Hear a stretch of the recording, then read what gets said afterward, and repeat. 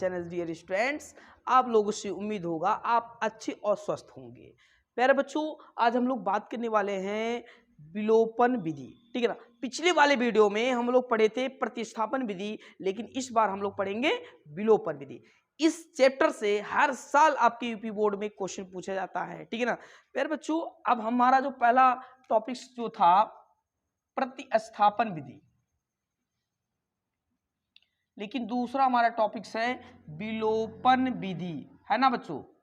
विलोपन विधि, देखो हम लोग प्रतिस्थापन विधि में क्या करते थे, किसी एक चर राशि का मान डायरेक्टली निकालते थे और किसी दूसरे चर राशि को क्या करते थे, प्रतिस्थापित कर देते थे। लेकिन इसमें विलोपन विधि में ऐसा नहीं है। विलोपन विधि में किसी भी दो चर राशि की गुणांक को हम बराबर करते हैं, ठीक है ना, और बराबर करके किसी तरह से उसको कैंसिल कराना चाहते हैं, ठीक है ना, गायब कराना चाहते हैं। जैसे मैं एग्जांपल ले रहा हूं, देखो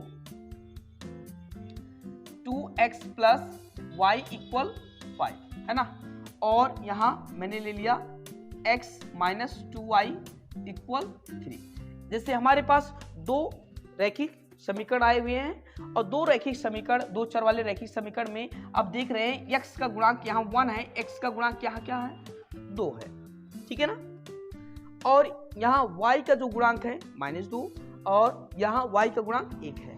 तो प्यारे बच्चों, किसी भी चर राशि का हम क्या करते हैं, गुणांक को बराबर करते हैं, ठीक है ना। चाहे आप x वाले को गुणांक बराबर करिए, चाहे y को, ठीक है ना। केवल एक ही तरीका हो सकता है इसमें बराबर करने का, गुणा करके, केवल गुणा करके कर सकते हैं। ये नहीं कि जोड़ेंगे, ऐसा नहीं, गुणा करेंगे, ठीक है ना बच्चों। चलो अब इसमें हम देख रहे हैं यहाँ 2x है, यहाँ 1x है, यहाँ y, यहाँ 2y।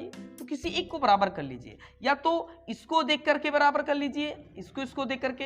देखो इसमें 1 है, इसमें 2 है, तो इसमें समीकरण में 2 से गुणा कर देंगे, ठीक है ना। इसको 2 बनाना है, तो 2 बनाने का मतलब गुणा करना है बाबू, ठीक है ना। तो पूरे स्टेप में गुणा करना पड़ेगा, नहीं कि एक केवल एक ही स्टेप में, पूरे वाले में, ठीक है ना।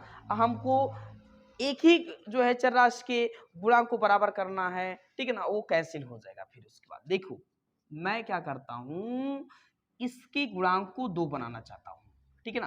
तो इस पूरे समीकरण में 2 से गुणा करना पड़ेगा। तो ये समीकरण आप 1 मान लीजिए, ये समीकरण आप 2 मान लीजिए, ठीक है ना। तो क्या करना बच्चों कि समीकरण 1 में 2 से गुणा करने पर, चलो 2 से जैसे गुणा करेंगे इस समीकरण 2 में, तो देखिए ऐसे गुणा करिए, पूरा समीकरण लिख दीजिए और पहला वाले में, तो 2x + y = 5। देखो पहला समीकरण मैंने लिख लिया, इसका यहाँ, इसका यहाँ, इसका यहाँ कर दीजिएगा। तो 2 × 2 = 4x + 2y = 5 × 10 हो जाएगा। ये हमारा इक्वेशन 3 हो गया, समीकरण हमारा तीसरा आ गया। अब देखिए 2y यहाँ भी है, 2y यहाँ भी है, इसका गुणांक क्या हो गया, बराबर हो गया। जब गुणांक बराबर होता है तब ये ध्यान देते हैं कि उसका चिन्ह किस तरह से है। अगर प्लस माइनस है तो जोड़ेंगे, अगर माइनस माइनस है तो घटाएंगे, क्योंकि हमको चिन्ह विपरीत लाना है, ठीक है ना। विपरीत रहेगा तभी तो कटेगा, ठीक है ना, तभी तो कैंसिल होगा। तो देखो ये +2y है, ये -2y है, तो इसको जोड़ना है, कैंसिल अपने आप हो जाएगा। तो लिख देते हैं यहाँ समीकरण कौन कौन सा, 2 + 3, 2 + 3 है ना, इक्वेशन फर्स्ट और सेकेंड और थर्ड, है ना बाबू। दूसरा और तीसरा को हम जोड़ लेते हैं, तो ये दूसरा हमारा है कितना, x - 2y, और इसी दूसरे वाले में तीसरा जोड़ना है, तो प्लस कर देते हैं। तीसरा कौन है, ये इसके इधर 4x + 2y = इसके इधर कितना है 3 प्लस इसके इधर कौन है 10 है। अब देखिएगा यहाँ 2y प्लस में, यहाँ 2y माइनस में, अब तो कैंसिल हो गया। अब हमको तो एक ही चर राशि को कैंसिल करना था ना, गुणांक मैंने बराबर कर लिया, उसको कैंसिल करा दिया। अब देखिए यहाँ 4x और x कितना हो जाएगा, 5x = 10 और 3 कितना हो जाएगा, वो 13 हो जाएगा, और x = 13 बाई कितना हो जाएगा, 5 हो जाएगा। ये हमारा x का वैल्यू आ गया। जब x का वैल्यू आ गया तो हम किसी भी समीकरण में रख करके y का मान निकाल लेंगे, ठीक है ना बच्चों। चलिए अब x का मान समीकरण किस में रख दे, इसमें रखें कि इसमें रखें, चलिए इसी में रख देते हैं, कोई दिक्कत नहीं है, ठीक है ना। 2 में रख देते हैं, 2 में रखने पर जैसे आपकी जहां मर्जी करेगा उसको रख दीजिएगा। x minus 2y equal 3। अब देखिए x का वैल्यू यहां रख दीजिए, तो 13/5 माइनस 2y इक्वल 3 हो जाएगा। इसको ये प्लस है तो उधर ले जाएंगे माइनस हो जाएगा, ठीक है ना। तो ये हो जाएगा 2y इक्वल 3 माइनस 13 कितना हो जाएगा 5, है ना। अब देखो इसका गुणा यहां कर देंगे, तो गुणा करने पर कितना आ जाएगा मुझे बताओ, माइनस 2y इक्वल टू ये 5 3 जा 15, मतलब 5 3 15 हो जाएगा। अब 15 में से 13 घटाएंगे बाबू तो कितना आ जाएगा, जल्दी से हमको बतावा। चला माइनस 2y इक्वल 15 में से 13 घटा देंगे, कितना बचेगा 2 बाई कितना हो जाएगा 5 हो जाएगा। और 2 को उधर ले चलेंगे, मल्टीप्लाई है बाबू, यहाँ उधर जाएगा गुणा हो जाएगा, तो y इक्वल हो जाएगा 2/2 मल्टीप्लाई 5, 2 से 2 कैंसिल हो जाएगा, ये माइनस रहेगा यहाँ, इधर हो जाएगा माइनस, तो y का मान कितना आ जाएगा 1/5, तो ये आ जाएगा 1/5 आ जाएगा, ठीक है ना बच्चों। इस तरह से ये हम विलोपन विधि करेंगे, ठीक है ना बच्चों। चलो इसको नोट कर लीजिए, उसके बाद हम नेक्स्ट क्वेश्चन देखते हैं, ठीक है ना। कुछ क्वेश्चन मैं दे रहा हूं यहां, x माइनस 2y इक्वल 3 और x प्लस 4y इक्वल 1, इसको कैसे करना बच्चों। देखिए यहां x का गुणांक 1 है, यहां x का गुणांक 1 है, दोनों का गुणांक बराबर है, ठीक है ना। जब दोनों का गुणांक बराबर हो तो चिन्ह विपरीत करना है, मतलब एक प्लस करना है एक माइनस करना है। तो अगर मैं इसी समीकरण में से ये घटाऊंगा तो इसका साइन क्या हो जाएगा माइनस हो जाएगा, तो बदल जाएगा कि नहीं बदल जाएगा, मतलब कैंसिल हो जाएगा, ठीक है ना बच्चों। देखो यही दिमाग लगाना है आपको, ठीक है ना। यहाँ प्लस में है, यहाँ भी प्लस में है, तो एक को माइनस कर दीजिए। क्या कैसे करना है, माइनस करना, तो माइनस जब होगा तब ये दोनों कट जाएंगे, तो दोनों जब कट जाएंगे तो ये एक चरराशि बचेगा, एक चरराशि का मान निकल जाएगा, ठीक है ना।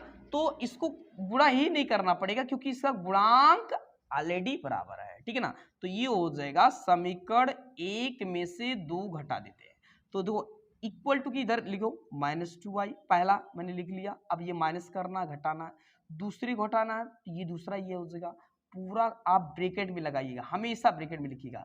इक्वल टू की इधर कौन है पहला 3 माइनस कितना 1 करना है, ठीक है ना। तो x माइनस 2y और माइनस अंदर जाएगा x, अब माइनस प्लस माइनस हो जाएगा 4y और ये 3 माइनस 1 इक्वल 2 हो जाएगा, ठीक है ना बच्चों। अब देखो ये प्लस माइनस में है, ये प्लस में कट जाएगा, और ये माइनस दोनों जुड़ जाएंगे, माइनस माइनस जुड़ते हैं, चिन्ह माइनस का लगाते हैं, 4 और 2 6y और इक्वल 2 हो जाएगा बाबू, और ये y इक्वल हो जाएगा 2/-6 हो जाएगा, ये मल्टीप्लाई में तो उधर जाएगा डिवाइड में जाएगा, तो यहाँ 2 1 जा 2 और 2 3 जा 6 हो जाएगा, मतलब 2 3 6 हो जाएगा बच्चा।